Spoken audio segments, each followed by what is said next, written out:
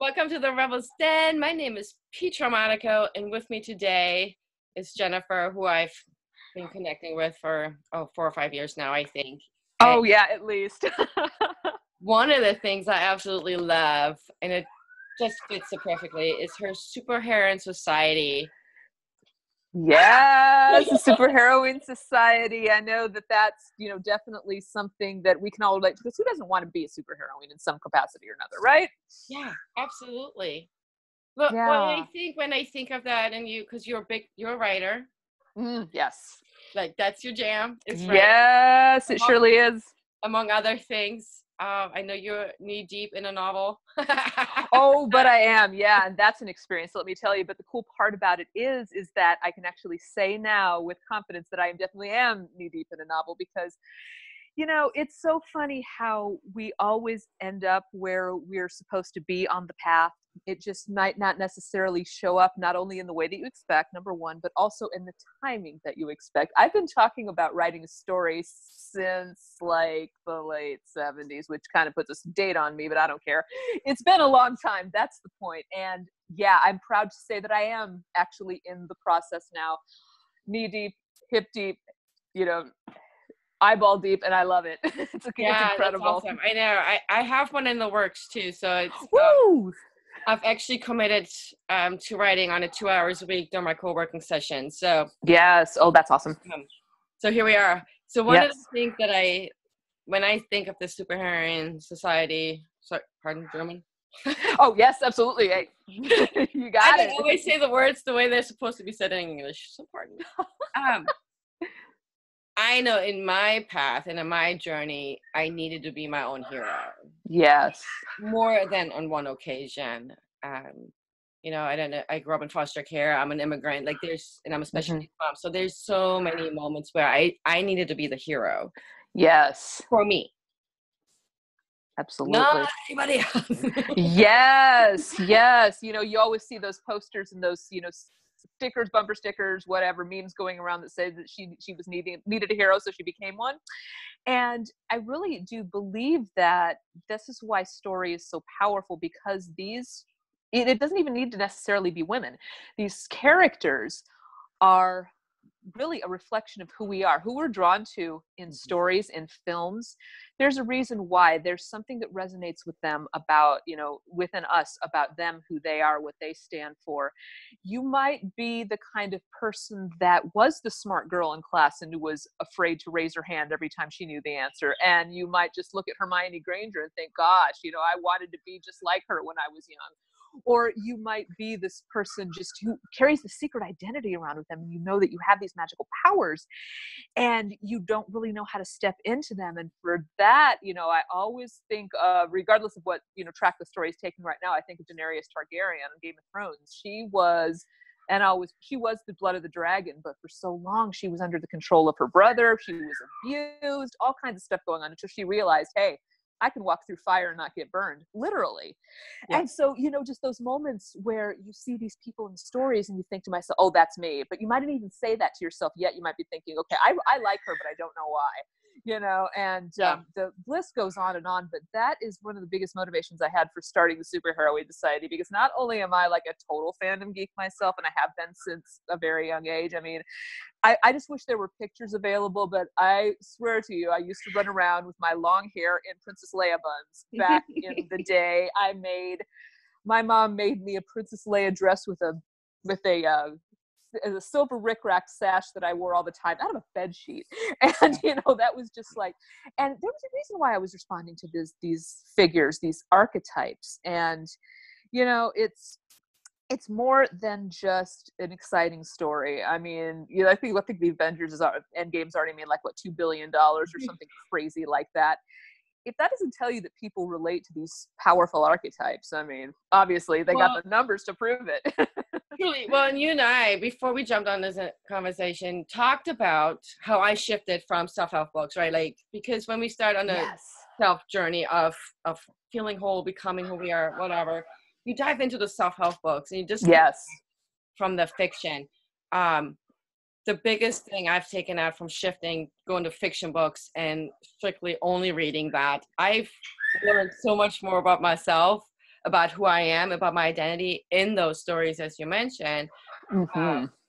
I'm an alpha female. Yeah.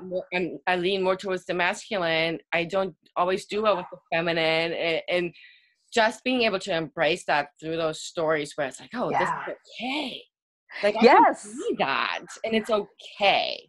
Yes, you Right? absolutely can. It really is, in a way, it's a safe place to land because it gives you the opportunity to explore yourself through another person's eyes, through, and even if that person isn't real, that even doesn't matter so much. And it's funny that you bring up self-help books because so many of my friends and, dear friends that I have in the online, community, the personal development space that, you and I have both been a big part of for so long, anytime they bring up writing a book, 9 times out of 10, it's about self-development and their personal story, which is beautiful. Don't get me wrong.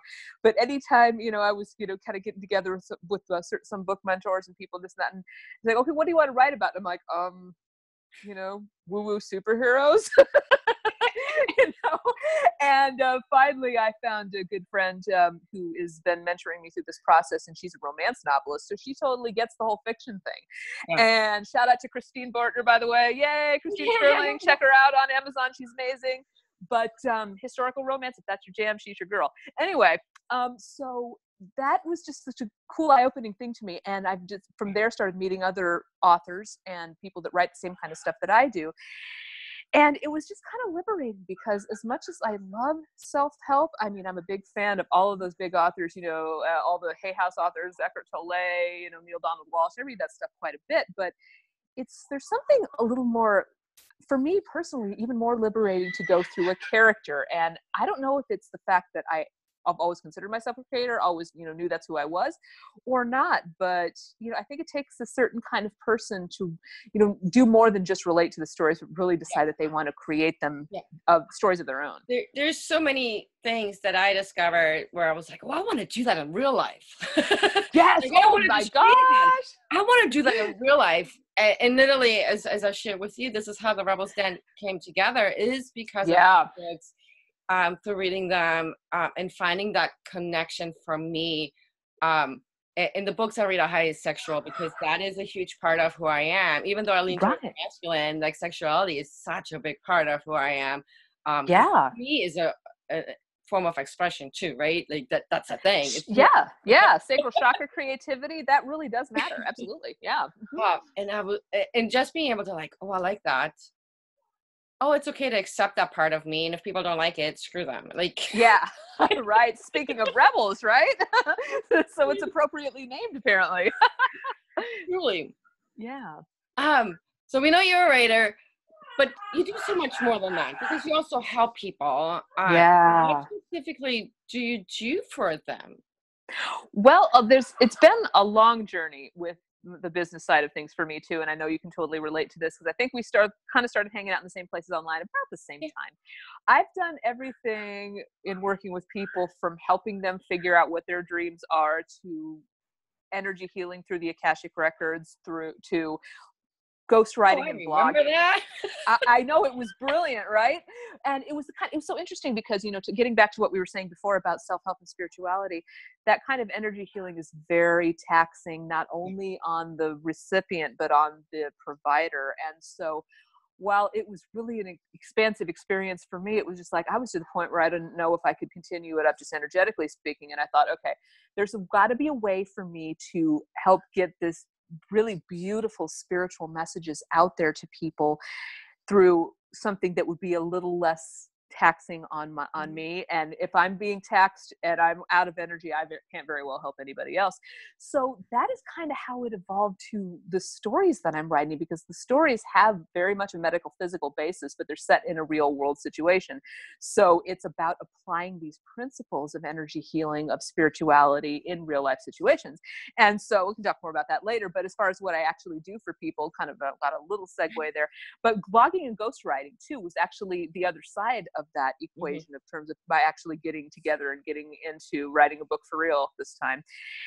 And so I discovered, once again, what a talent I had for writing and copywriting, and just kind of, started pulling it all together. And that's not only when I started writing a book, but when I came up with the Superheroine Society, because, and, at some point, I kind of see it going in a direction where it will be a similar kind of space to what you created in terms of a place for, women who want to embrace their, inner superheroine and do awesome stuff.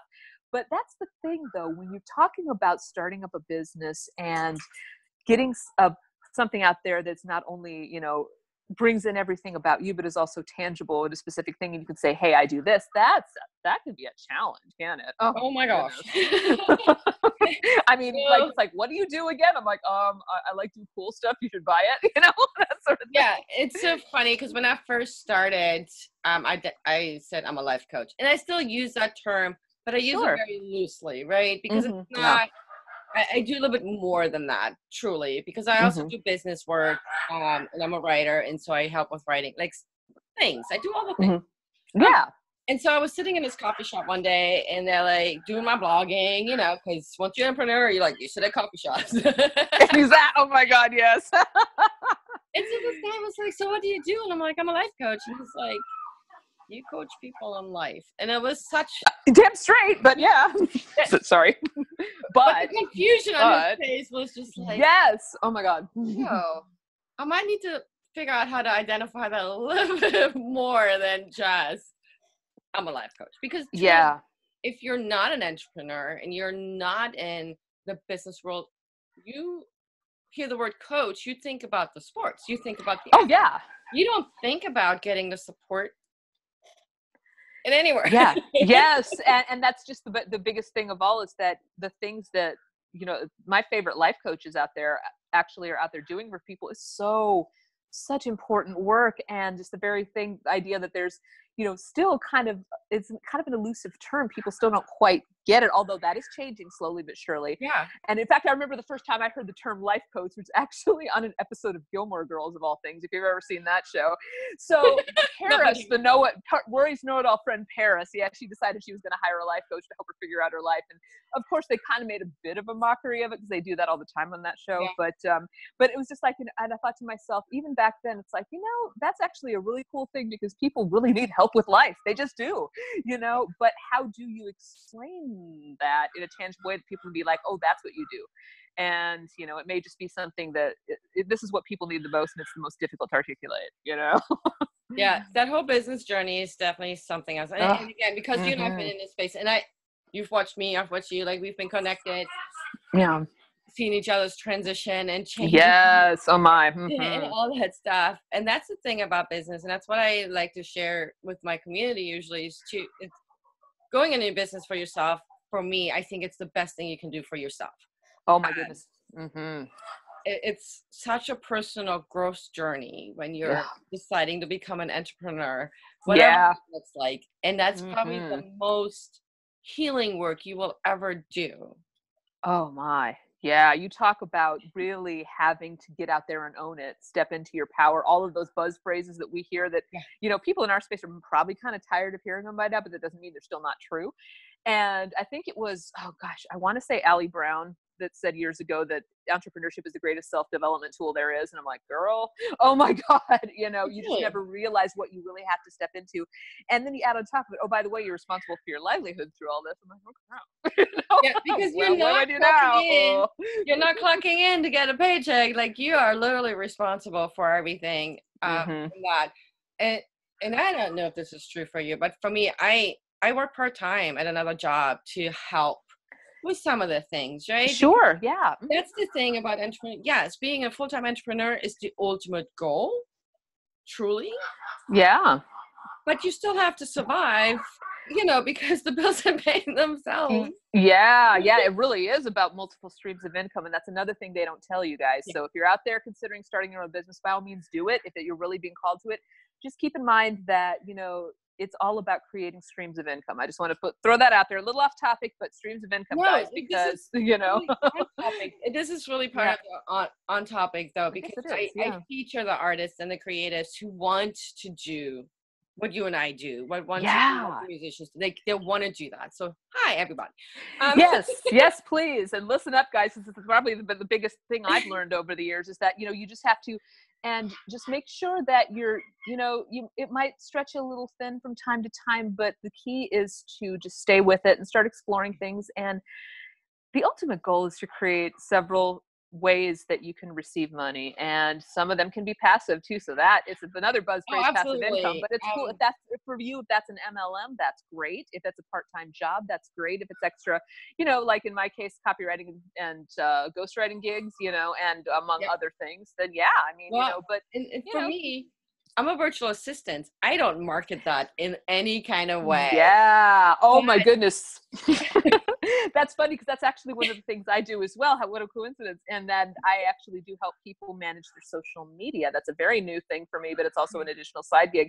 And in the process, I'm learning about, better ways to get myself out there as well. So when you see the behind the scenes, in your case, when you're a virtual assistant, you see the inner workings of a business, what's really required, the system. So it's a fabulous learning experience. There's the marketing side of it, and something. I'm a WordPress specialist almost. I've been working with WordPress probably since it started. Oh man, so kudos. I know things about WordPress, and I'm like the plugin queen. If there's a plugin, I will find it, guaranteed, and I will be able to make it work for what you need. But it's not something that I market. But this is definitely how I make most of my money, as I'm building this new thing. Yeah, and that's beautiful, because your thing deserves to have that support. It doesn't mean necessarily that, like in my case, my original incarnation, a lot of my friends even don't know this, is that I was a pharmacist. And a lot of people don't know that. You and I have been connected long enough that I bet you probably remember seeing posts from you talking about my job before I left in 2015. Yep. So yeah, but a lot of people I'm meeting nowadays are like, you did what? And I'm like, yeah, I know. And I had a friend tell me, she's like, oh my God, I just saw you as like the literary type. And I'm like, I'm flattered. Thank you so much. It's funny, because I started my career as an accountant, as a bookkeeper. I have a degree in accounting. Wow. See, I didn't know that. That is so cool. I mean, and then multi-talented, telling you. And then I became a mental health therapist. Got a degree in that. Like, I've done. Wow. Cool. Oh my gosh. Okay. I know. Hey, I'm working towards my PhD. It's something completely different. Yeah. So let me get this straight. Not everything that you put out, you don't put all your stuff on social media, and you have a life outside of Facebook? Dude, really? Absolutely. Absolutely. Yeah. I don't live on Facebook. And that's the other part of being a business, is that don't live on Facebook, right? Oh, my heavens, no. 3/4 of what you see, a little bit of transparency, because I do love being transparent, is scheduled out. Just because I have to, so that I have time to create. I need to have time to write. I need to have time to make my art and all the other things that I do. Right. Take care of my clients. Like that's a thing. Yeah. But that's the beautiful about being an entrepreneur. You get to sort of design your own schedule, right? And then you do. Yeah. Finding a system that works for you. But the one point that has been going in my head is, being in business, it's not an overnight thing. You're not going to be like, oh, I'm in business, and 100 people are being like, okay, I want to buy. Oh, it would be great, but no, I've had yet to see that happen for anybody. And that's the thing, I think, where people get illusioned when they start following people. Maybe if they're following me or following you or somebody else, and they're like, oh, these are doing amazing. And I just literally got a message the other day, and like, you're doing fantastic. Yeah, I'm doing fantastic, but you don't see the hard side that I don't share. Yeah. I don't tend to not be in a vulnerable space with people, and that's by choice. Sure. Energy protection, y'all. Yes, you got to go with your instincts and with your energy on that, because some people really do. Like, I have my moments as well where I'm just like, you know what, I'm just going to say I'm going through a hard time. Other times I'm just like, you know what, I just need to step away from this and do it my own way. So yeah, I mean, that's another personal judgment call. Yeah. You got to know yourself. And so for any creative, I think all people are creative, whether they want to own that or don't even know that. That's not even the issue. We have those hard days, right? We have those where everything sucks. I have Limp Bizkit going through my head, where everything is just like, oh my God, I can't go another minute. I need to get a job, or I need to do this. I need to get away from whatever that thing is. And I know you have them. You're human. I think, God, right? Girl, You're not an alien. So how do you move through them? I know we just touched on it just a little bit, but how do you move them where everything is just like, oh crap, I don't know that I can do another moment? Yeah, it's really, and I know in my case, it tends to vary, because it's really a matter of just getting in touch with your heart center space and asking yourself what you need in this moment, because sometimes it really is to show up more. Sometimes it really is to step out of that space and get the energy moving again and reach out to somebody and say, hey, can I help you? Because sometimes when I'm feeling rough, one of the best ways for me to shake myself out of it, or move through it, I should say, is to reach out and see who else needs help. Other times I need to get away completely, get outside, take a walk. But it just is a matter of what you're needing in the moment. You got to honor yourself if it really is. And I know that there's it feels like a lot of pressure on us a lot of the times to show up. That's something that we hear all the time. And, that is cool, but you got to show up for yourself first. And sometimes that means putting the phone down. Sometimes that means stepping away from the computer, Other times it means embrace it. I could not say what that is for you, but my best recommendation to anybody is to really get to know yourself, sit with your feelings, even if they suck, because they won't last forever, and don't resist them, because there's the truth lies within those feelings and that emotion and that movement through your heart's inner space. Just don't resist it. That's my best guess. Don't indulge in it either, but let it speak to you. Yeah, absolutely. It's hard. Don't believe me. I'm not saying this is easy, but it's worth it. I tend to detach from the situation. I have this weird ability to just remove myself and make myself the outsider, right? Like I look at myself. Watching the thinker, I think Eckhart Tolle calls it. Yeah. Yeah, where I just detach. And that's a learned thing through my own personal experience growing up in foster care, where I just remove myself from the problem, which is not always healthy, by the way. Yeah. Sometimes. But sometimes it can be really helpful when you look at it from a different perspective. I call it the hexagon view, right? Where you just kind of look at it from different angles, maybe pretending to be somebody else in that moment, whatever that person needs to be. And like, how would they solve that problem if you know them really well? That kind of a thing. Yeah. And then I'm just like, oh, and then it's like that light bulb moment, fire spark thing happening, and I'm like, oh, okay, right, got it. Like I found my trigger, or I found a solution, or like whatever it is. But then I tend to exercise a lot. Movement. Right? Well, there's there's evidence, if you want to look it up on the interwebs, that shows that moving your body, that exercise is actually really, really good for your mental health space. It absolutely is. Yeah, that's another one of my former incarnations, was a personal trainer, by the way.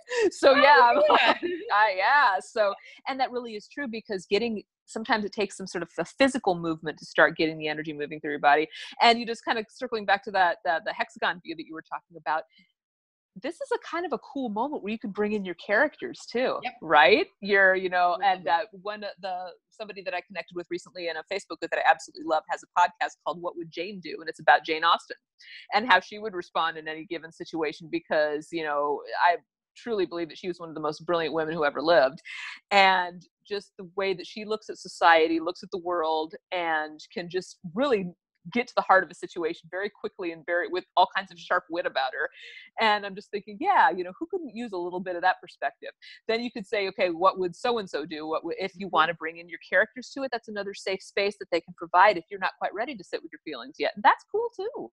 Yeah, no. And I think I think that's okay to, like, there's often pressure to acknowledge our feelings and like be so brutally honest. I believe in being honest with yourself. That's absolutely not having an issue. Like, you have to be honest with yourself if you want to grow and be all that. But just being able to not be in that moment and just kind of look at it from a totally different view. Yeah, that's so useful. Mm-hmm. It's one of the best tools I've probably learned as a foster kid. I can. Wow. Yeah. I wrote a blog post like years ago of why foster kid was the thing for me to become an entrepreneur, because I hated being a foster kid, right? Like I hated it. It was the worst thing in the universe, y'all. It was the best thing that's happened for me and to me. And people look at me going, what? Yeah. Oh, for sure. It just really is. And that's such beautiful awareness on your part, because really, I mean, it's all of these things that come to you in this lifetime, and I've definitely experienced this firsthand with working with people in the Akashic Records. And for those of you who don't know what the Akashic Records are, it's basically a collection of all of your soul beings' memories. So it's essentially, I call it the hard drive for your soul. Some people call it the book of life, same thing.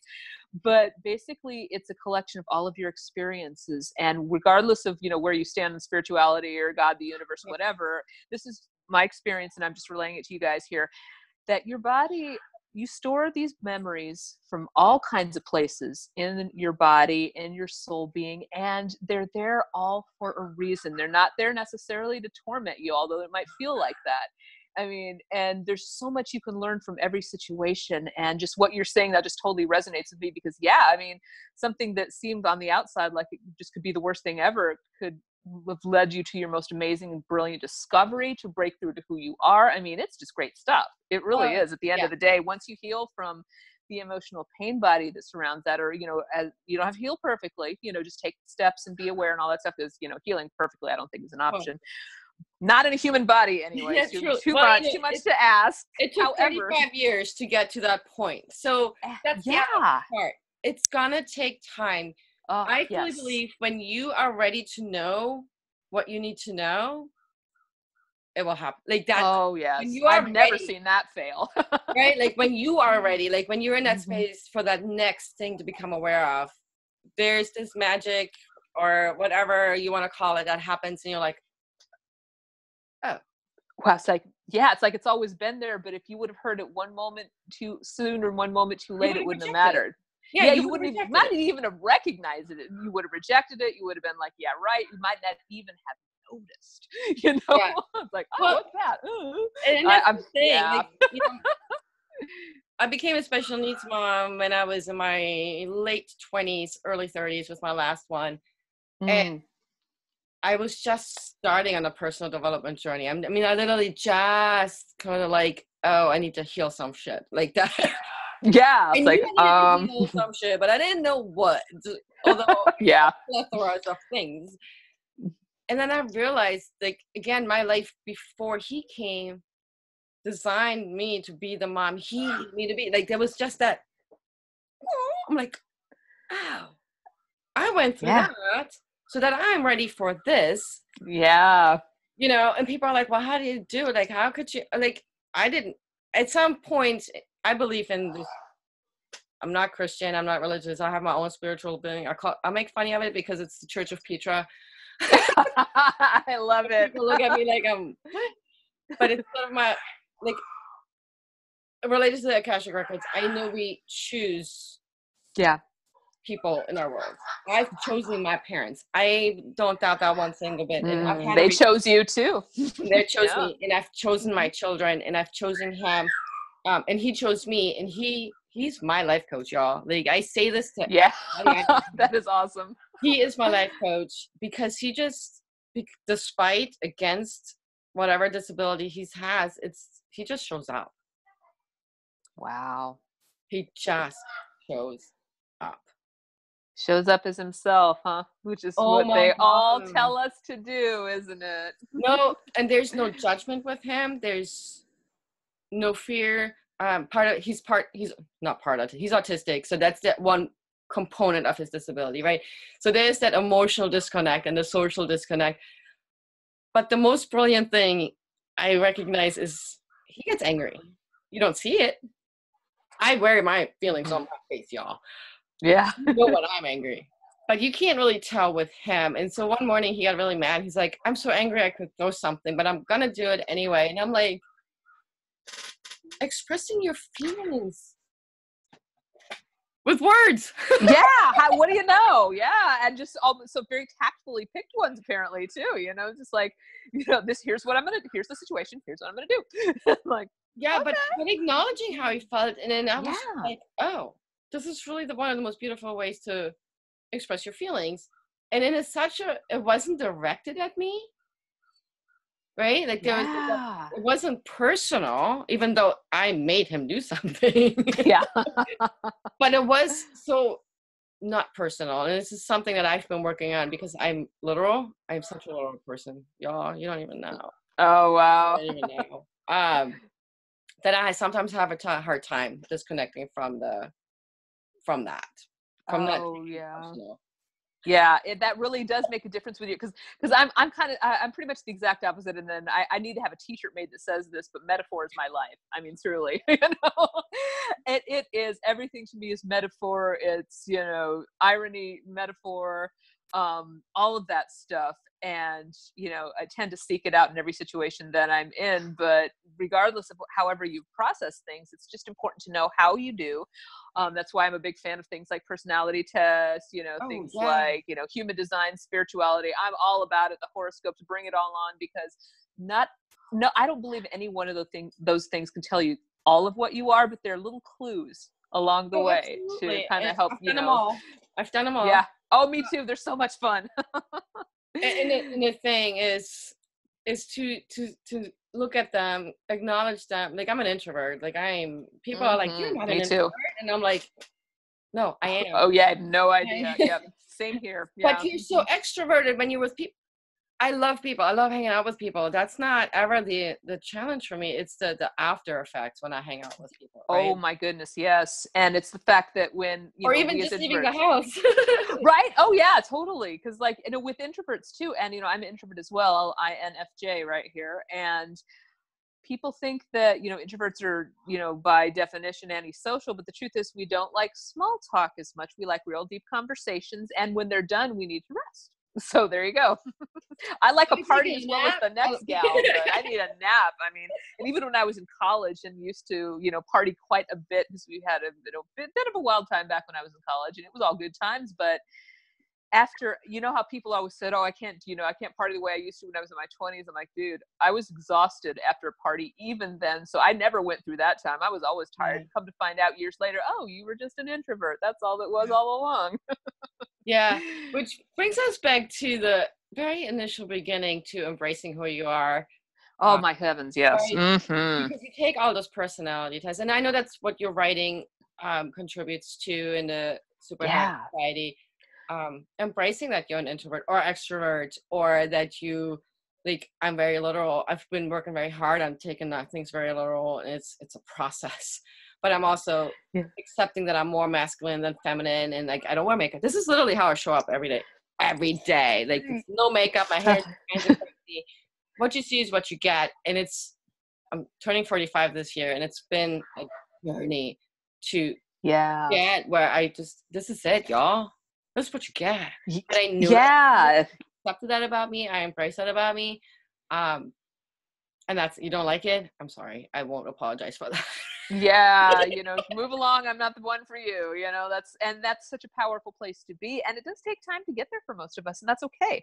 And just when you really, and just kind of coming back to how superheroines figure into all this, there's, always somebody that can, there's always a character out there that you can relate to. There's always somebody that you can kind of explore yourself even deeper from that safe perspective of their eyes. And once you're ready to actually take the leap and, just really embrace who you are, you have that character to thank. I really can, make a long list of people, and I post about it a lot on that particular page. And so now what's really cool now is that I'm starting to use all of that to create my own characters, because truth is that, one day I want to hear people talking about all the spoiler alerts for the show that everybody's watching that I wrote, because just the way that it's definitely going. So, but yeah, it just really is all about what resonates the most with you, and just showing up as yourself as much as you possibly can, but also no pressure, because I feel like there's a lot of pressure for that as well. You can't make something happen before it's time. You can keep showing up for it and keep being there. I have had so many times, even just starting writing this book that I'm working on right now, where I didn't feel like writing a single word. I was lost in the story, had no freaking clue where it was going, and was this a stupid idea to start with? And then, stepping away from it is good sometimes in that situation. Other times it's good to just kind of hang out and be like, okay, even just like, literally writing in your chapter, I have no idea where this is going. Is this story ridiculous? And then, at least you're getting it out there, because that's really the only thing that ever works. Those creative moments will come. That creative flow will finally show up for you. But it's kind of like, going to the gym. You got to have your go all out days, you got to have your rest days. It all matters. But, you know, you'll be going along one day and then realize it's like, oh, wait, I can bench press this now. I didn't used to be able to lift it. What happened? It's like, oh, what happened? You showed up for yourself on a consistent basis and, without putting too much pressure on yourself. That's what happened. So yay, go you, you know? Well, and it's not just the pressure we put on ourselves, it's everybody else's pressure we put on ourselves. Taking all that in. Having to meet everybody else's expectations. You know, one of my things is to fight against the stigmas in this world because I hate them. Yes. All of them. I just hate them. And it's just being in that space where, like, okay, I'm going to remove them and then just work on me. It's just so, I don't care what you do for a living. Work it doesn't matter. You know, whether you're self-employed, whether you work for somebody else, if you love your job, man, do that thing. Be happy. Yes. But there still has to be that personal growth that comes with it where you're like, oh yeah. It's like, you know, and there's certain things you just really can't take too seriously or too personally if you want to, you know, stay sane in this world. And that's where, and I could go on about this for hours, I won't do it, but just to throw it out there, especially for those of you who are in the online entrepreneurial space or thinking about being there, or even if you're a human being living on planet Earth these days, is the social media sinkhole. And that's one of the things that, you know, I've really come into a full, you know, understanding. I always kind of knew it intellectually, but now I'm like feeling it in every possible plane of reality that there is, that this overconsumption, it's not necessarily an evil thing, but it really will make you feel like crap. And you can tell the moment that it's time to step away, that it's time to put the phone down, turn the TV off, whatever, and just walk away from things for a while. Because honestly, this kind of stuff has been around for centuries. In fact, one of the podcasts I was talking about that I listened to recently called "What Would Jane Do?" and the first episode, the lady who runs it was talking about what would Jane say about social media if she were here alive today. And basically, her thesis, the author of the podcast thesis, was that this kind of thing has always been around. Only back then, it was just more called the rumor mill and the gossip. You know, the neighborhood gossip and people putting themselves out there. Like when Lydia Bennett left, you know, spoiler alert, Lydia Bennett runs off with Mr. Wickham and they get married, in case you never read Pride and Prejudice. But that's significant because back then that was the worst thing that you could do for a woman's reputation. And therefore she sullied the reputation of her sisters. These days we would laugh at such a thing. But then again, think about it. There is an equivalent to that kind of public display these days. And it's on social media. So regardless of the disgrace might be, there's always been ways to make a fool out of yourself in public. I mean, social media just makes it faster and more widespread, but so what? Who cares? I mean, what's the real lasting effect? The point being that in any decade, in any century, there's always been ways to overconsume, get too involved in other people's business. And it will, you know, I don't think it makes you necessarily a bad person if you wind up watching too much of the, you know, the Kardashians or whatever it is your jam is. But if it starts to make you feel crappy, you got to know it's time to stop. So that's my 2 cents for that, you know? Really good point. Because I got to, like I've shared, I've stepped away from self-help books, you know, because here's the thing about social media. I'm being in the online world with a gazillion coaches.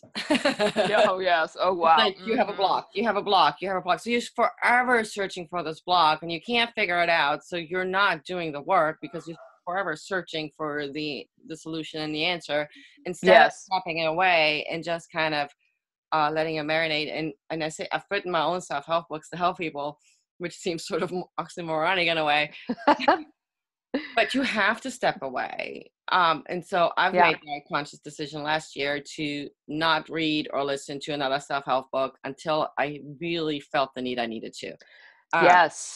And that has probably been my biggest shift. I've always been a reader since that was my escape in the younger days, right? Reading was my escape from the reality I was dealing with.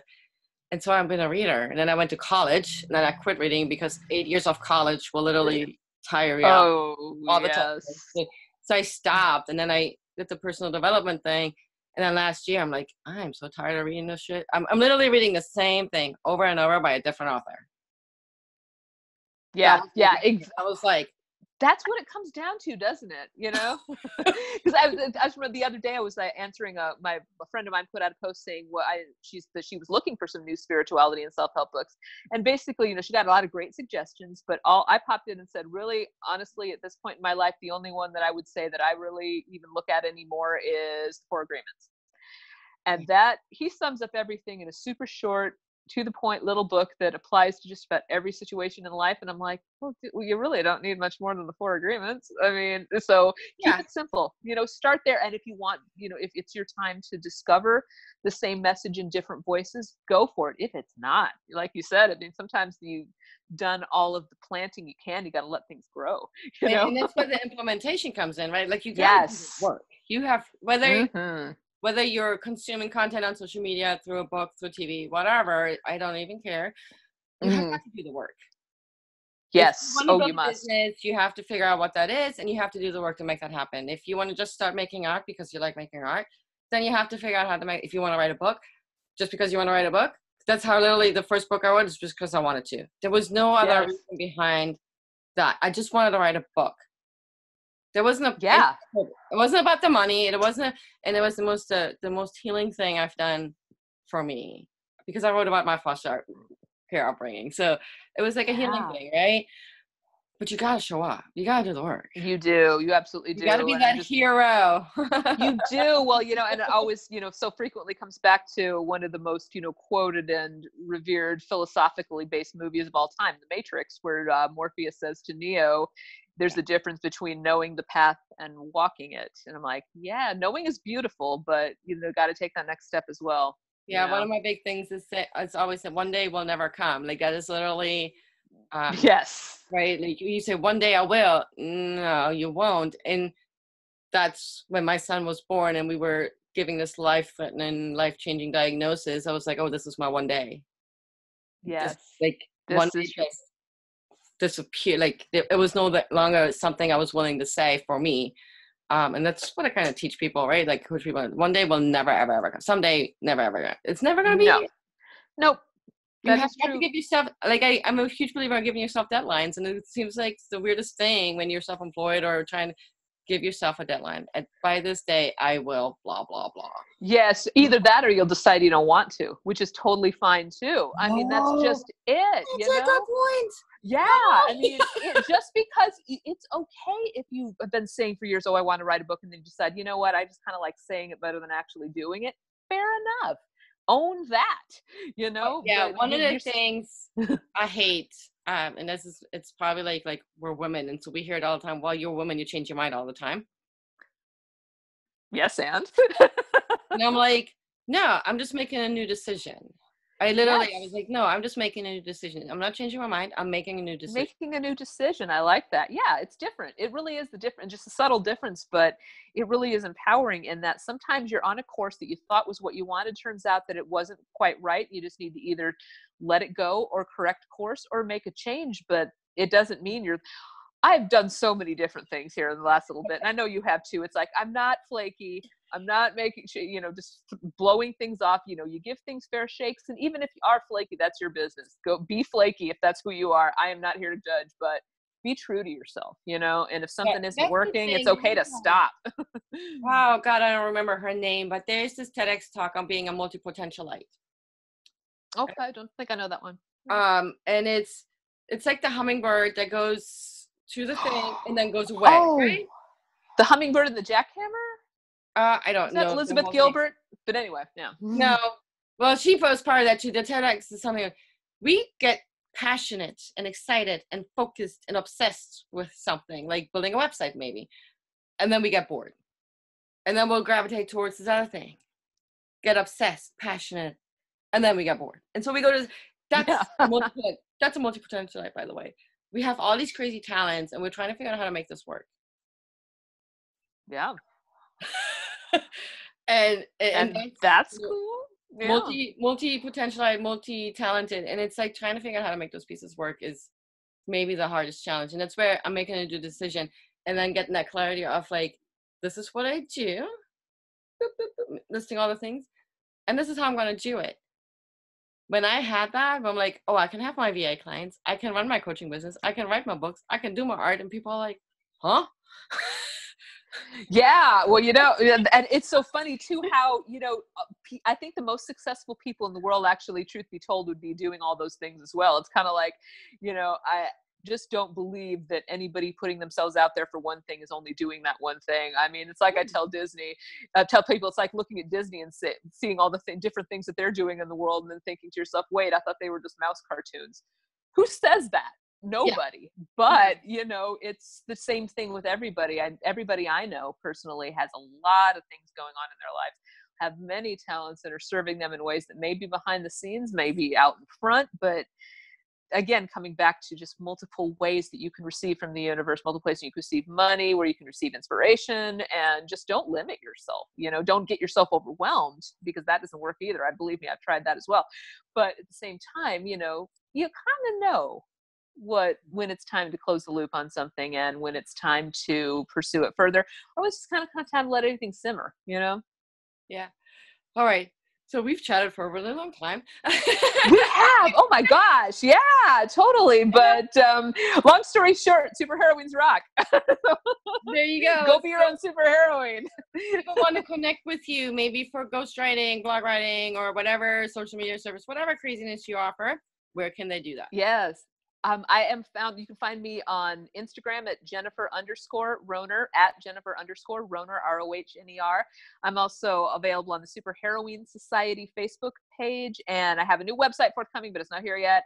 And also, too, I will be making some announcements about my upcoming book, my book about metaphysical, all kinds of fun metaphysical stuff. It's going to be amazing, but that is coming soon as well. But for now, I'm available on Facebook Messenger, Jennifer Rohner, and probably the best place to get in touch with me would be through the Superheroine Society Facebook page and Instagram, because I'm like way into Instagram these days. So awesome. Well, thank you so much for this amazing conversation and being part of it. Absolutely, and my pleasure. And it's just been always exciting to talk with fellow multi-passionate people.